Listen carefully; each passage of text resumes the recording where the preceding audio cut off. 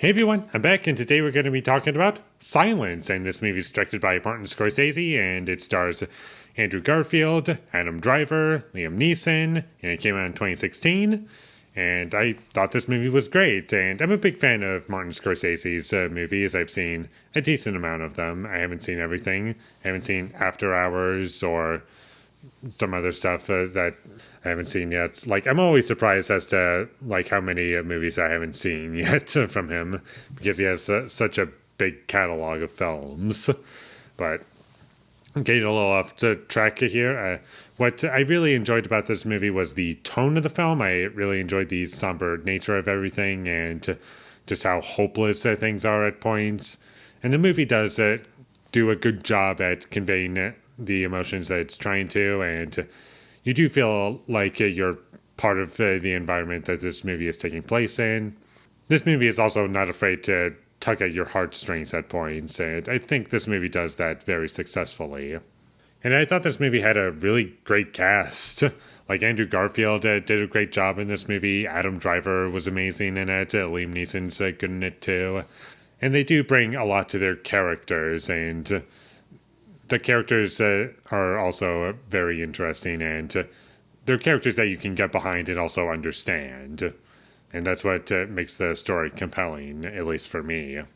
The movie did look very nice. There were some really interesting shots in this movie, and nice wide shots that we got that looked beautiful. I was able to see the location at points, and it was just beautiful to look at points. And there are torture scenes in this movie, and they're not done so in a way that I would say is gratuitous or just like a Saw movie. The way that they're handled in this movie is very appropriate and mature, and feels natural, and doesn't shove it in your face too much to the point where it's distracting. Like, it's not afraid to get disturbing, don't get me wrong, but the way things are handled, it never feels distracting or like it feels out of place. It feels like it's a natural part of what would happen in this movie's timeline.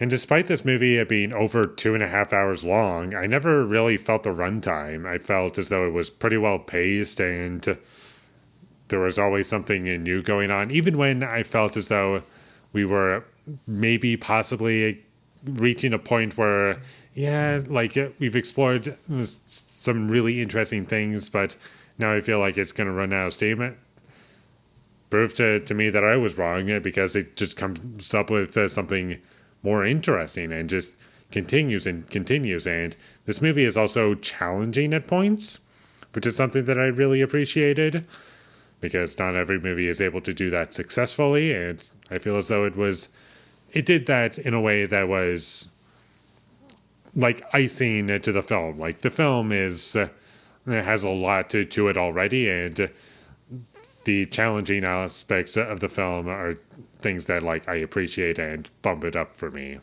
And there were parts of this movie that did remind me of The Last Temptation of Christ, mostly with the last 40 minutes. It kind of reminded me of the last however long of The Last Temptation of Christ. And not trying to spoil either of these movies. I'm just saying what it kind of reminded me of. And I wouldn't say that's a ripoff simply because it's the same director.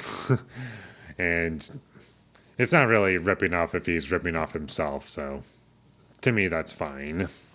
And as for issues that I have with the movie, there was some fire in this movie that looked a little weird. And also, there were a few shots in this movie that were noticeably oversaturated and were kind of distracting compared to the rest of the movie. And there was some editing choices that I found to be kind of odd, like some cross dissolves. So I was like, what are we doing here? But aside from that, I didn't really have any major issues with this movie. It was just those aspects of it that I felt could have been improved a little bit.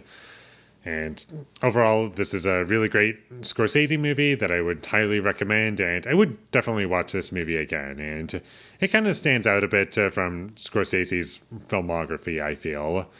Mostly because when I think of Martin Scorsese, I think of like his classic movies like Taxi Driver or King of Comedy, Raging Bull, Goodfellas, pretty much any of his films that has Leonardo DiCaprio in them. Then you get this, and this I feel as though works very well, and it's pretty great overall. And I don't want to forget Last Temptation of Christ. I really love that movie as well. So check this movie out whenever you get the chance. And with all that being said, I'm going to give Silence an 8 out of 10. Thank you for watching my videos as always. If you enjoyed this review, be sure to leave a like and comment down below you thought of Silence, and my social media links, they will all be in the description, so follow me there. And last but not least, subscribe to be a part of Fully Nation, and I'll see when I get my next review up, and that is going to be for The Communers. So look forward to that, but until I get that up, thank you for watching and have a great day.